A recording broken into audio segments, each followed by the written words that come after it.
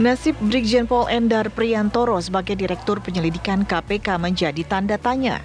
Baru-baru ini KPK memberhentikan Endar dengan hormat, di mana lembaga anti rasuah memutuskan untuk tidak memperpanjang masa tugas Jenderal Bintang 1 itu karena alasan habis masa jabatan. Namun berbeda dengan KPK, Kapolri Jenderal Listio Sigit Prabowo memutuskan memperpanjang masa jabatan penugasan Endar sebagai Direktur Penyelidikan KPK. Sebelumnya, Endar Priantoro dan Deputi Penindakan dan Eksekusi KPK Irjen Karyoto dikembalikan ke Polri sejak akhir Maret lalu. Tak terima atas keputusan pemberhentian dirinya, Endar pun melaporkan Sekjen KPK Cahya Harifa dan Ketua KPK Firly Bahuri ke Dewan Pengawas KPK. Endar pun enggan menyimpulkan apakah pemberhentian dirinya terkait dengan pengusutan kasus Formula E yang sempat menyeret Anies Baswedan sebagai saksi. Di mana Endar dan Karyoto berbeda pendapat dengan pimpinan KPK mengenai kelanjutan kasus Formula E. Endar saat itu menilai kasus Formula E belum bisa dinaikkan ke tahap penyidikan dan mempertahankannya di tahap penyelidikan.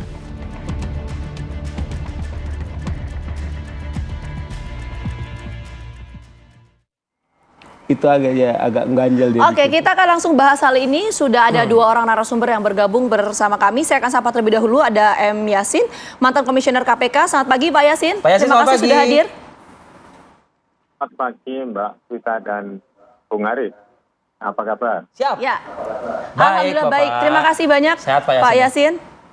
Oke, selanjutnya juga saya akan perkenalkan di studio sudah ada Bang Saur Siagian, pegiat anti korupsi. Selamat pagi Bang Saur. Selamat pagi Bang. Terima kasih sudah hadir ya. Terima kasih sama juga. Iya, sebetulnya kami juga sudah berkali-kali mengundang perwakilan dari Komisi Pemberantasan Korupsi, namun sayang Tapi sekali dijawab tadi pagi itu sama juru berhalangan bicara hadir. KPK. Apa jawabannya, Vi? Mas Ali Fikri ke salah satu produser kami bilang katanya nanti dulu deh, nggak yang sekarang katanya Oke, begitu. artinya kan Terima kasih berhalangan hadir atas ya. responnya ya, gitu ya. Ya, artinya berhalangan hadir. Kita harapkan sih ada perwakilan KPK untuk kemudian bisa join di sini berdiskusi bersama kami ya, Vi ya. Tapi tidak apa. Kita lanjutkan saja diskusi kita. Saya mau ke Pak Yasin dulu. Pak Yasin, kalau kita lihat bahwa yang dilakukan KPK ini, itu kan melakukan pencopotan terhadap anggota Polri, itu kan sebetulnya berseberangan ya. Karena kalau kita lihat surat yang disampaikan oleh Kapolri, ini kan menyampaikan bahwa untuk memperpanjang jabatan dan juga penugasan dari yang bersangkutan. Anda melihat dalam hal ini KPK melakukan pelanggaran kah atau seperti apa, Pak Yasin? Iya. Jadi kalau surat Pak Kapolri-nya itu meminta pimpinan KPK untuk memperpanjang Direktur Penyelidikan Pak Endar Priantoro ini, berarti bahwa masa pengabdiannya sebenarnya belum selesai. Dan apabila mengembalikan itu harus ada kriteria, misalnya saja tidak perform, misalnya kinerjanya tidak bagus, ada pelanggaran etik atau pelanggaran hukum. Nah, itu pihak pimpinan KPK yang mengembalikan orang tersebut kepada kepolisian. Kalau tanpa reasoning, maka itu menjadi tanda tanya besar masyarakat. Ini ada apa ini? Kok kelihatan sekali mainnya kok kasar seperti itu. Jadi kepercayaan publik terhadap KPK ini tergerus karena ya pula dari internal pimpinan KPK yang periode ini. Kita menilainya itu justru orang yang berintegritas. Itu disingkirkan. Mulai dari tes wawasan kebangsaan terhadap 57 pegawai. Mereka itu memang betul-betul berintegritas. Saat bersama kami dulu, kita bisa menilai bahwa orang-orang ini adalah layak untuk dipertahankan dan menjadi pendukung untuk peningkatan kinerja KPK itu ya orang-orang yang justru yang sekarang diberhentikan itu. Bung Aris dan Mbak Vita. Jadi seperti itu. Jadi daya rusak secara internalnya itu sangat-sangat besar sekali periode yang sekarang ini. Nah, kita dulu tuh merintisnya dari periode pertama. Kami dulu ikut dari periode pertama, memang belum sebagai komisioner, masih direktur. Bagaimana pimpinan pertama tadi itu tuh membuat penguatan kelembagaan, capacity building itu demikian kerasnya ya dengan tujuan bahwa lembaga ini dihuni oleh orang-orang yang berintegritas, bersemangat tinggi untuk memberantas korupsi dan independen. Nah, berkat undang-undangnya telah berubah, nah, orang-orang yang dipasang juga orang-orang yang tidak independen. Nah, undang-undangnya menyatakan bahwa KPK adalah rumpun eksekutif. Nah, dugaan ini disetir oleh pihak lain, menceburkan KPK untuk kepentingan politik, ini sangat berbahaya. Saya kira gitu. Oke. Jadi masyarakat harus tahu manuver-manuver kasar dari pimpinan periode yang sekarang ini. Jadi periode 1 sampai periode 4 itu menjaga aturan perundangan dan menjaga kode etik yang tinggi, melaksanakan tugas dengan berintegritas, orang-orangnya harus bisa menjadi role model atau figur contoh, lead by example kepada lembaga lain, khususnya adalah aparat penegak hukum dan lembaga-lembaga lain untuk bersama-sama melakukan pencegahan korupsi dengan KPK. Itu yang tidak bisa dicegah, dilakukan penegakan hukum secara disiplin seperti itu dan tidak pandang bulu. Jadi Baik, Pak Yasin. independensinya itu sekarang ini tergerus ini Bung Arif dan Pak Tita. Oke. Baik. Saya ke Bang Saur, Pak Yasin.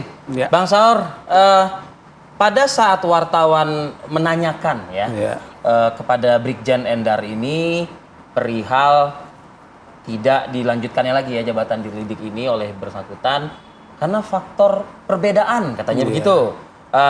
Tapi dijawab nih oleh Brigjen Endar. Ya memang faktanya ada perbedaan pendapat.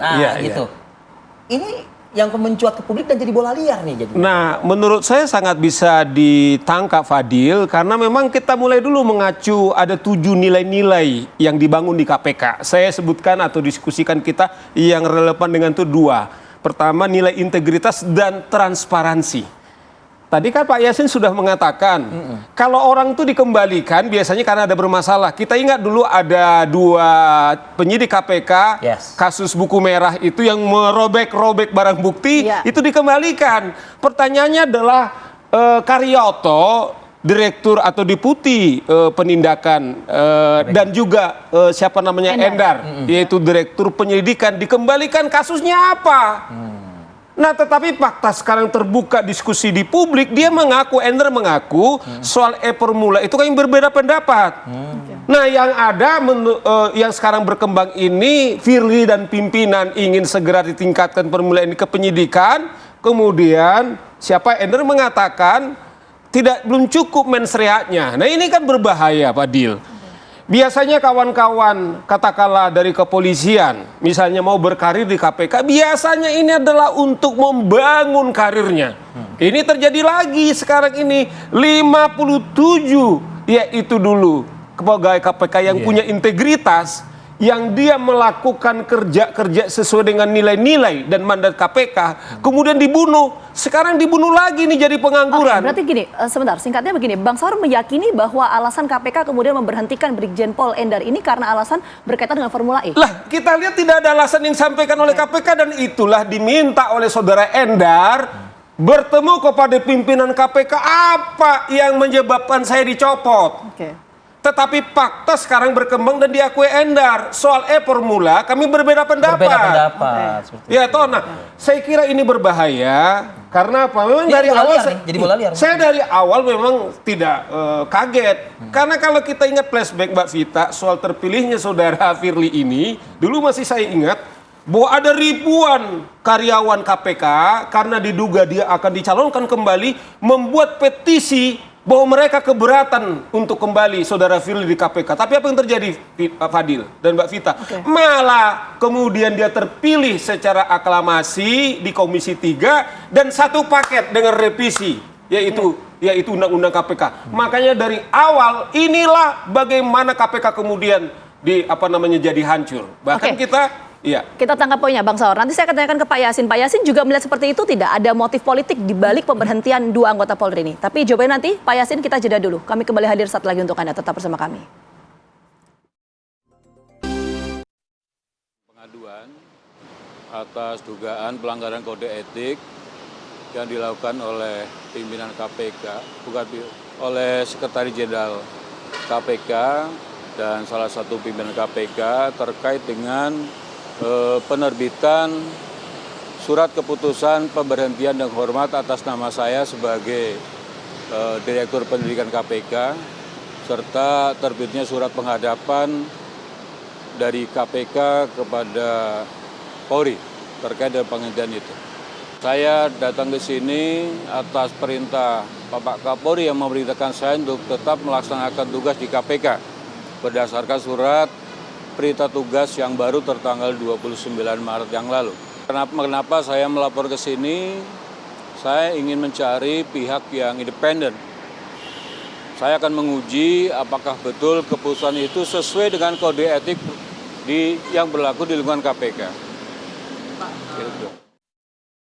Oke, ini menarik. Saya mau langsung lanjut ke Pak Yasin. Pak Yasin, sepakat tidak dengan apa yang disampaikan oleh Bang Saur tadi yang mengatakan bahwa ada muatan politis di balik pemberhentian dari Brigjen Pol Endar ini? Termasuk salah satunya soal Formula E dan Anies Baswedan. Ada kaitan soal itu nggak kalau perspektif Anda? Kalau dari internal itu kan biasa berkomunikasi dengan saya itu. Pegawai internal itu apabila ada yang krusial semacam ini, termasuk penanganan kasus yang belum mencapai 2 alat bukti yang cukup, itu barang-barang buktinya tidak mengarah kepada ditemukannya 2 alat bukti yang cukup, itu belum terus kemudian dipaksakan untuk mentersangkakan atau menaikkan dari penyelidikan ke penyidikan, itu akan menjadi istilahnya hiruk pikuk secara internal.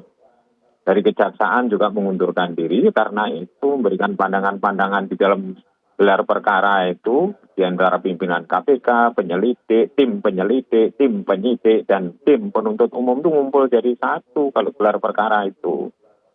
Jadi kalau memang belum menemukan 2 alat bukti yang cukup, maka itu tidak layak untuk dinaikkan kepada penyidikan. Nah, ini kebetulan suara dari internalnya itu mengarah kepada Anies Baswedan yang saat sekarang sudah dicalonkan oleh beberapa partai, itu Nasdem dan 2 yang lainnya itu, yaitu berarti apa yang dikatakan Bung Saur itu memang sudah meluas ke seluruh masyarakat bahwa KPK itu sekarang tidak independen dan kecebur ke masalah politik.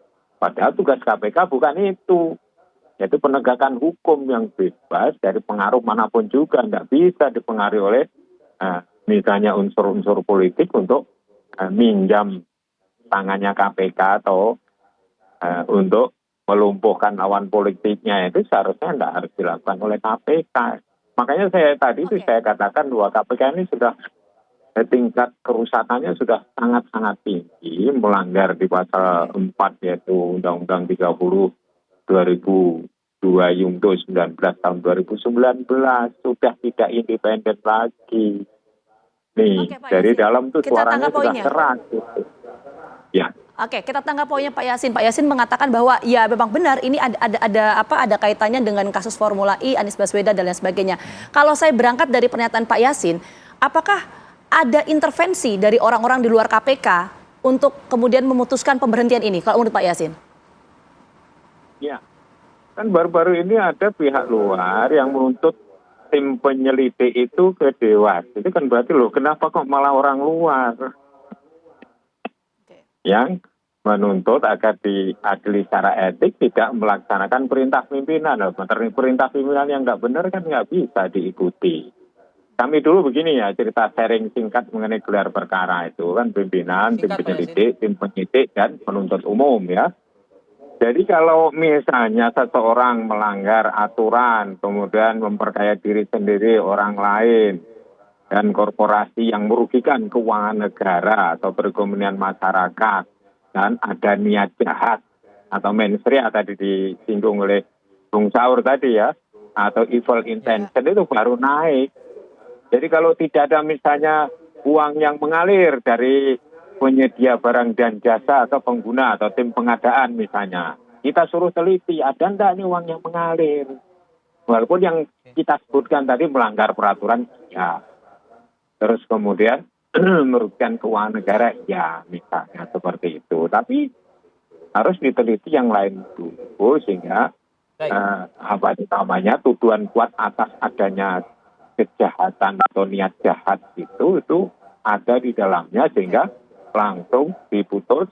Ini masuk tersangka. Lah kalau ini belum ada, maka harus dipaksakan. Itu merusak juga proses of law itu Bung Arif dan Pak Tita dan Bung Saur tentunya. Seperti Bang itu Saur, ya. Jadi pengalaman kental syarat dengan Baik Pak Yasin.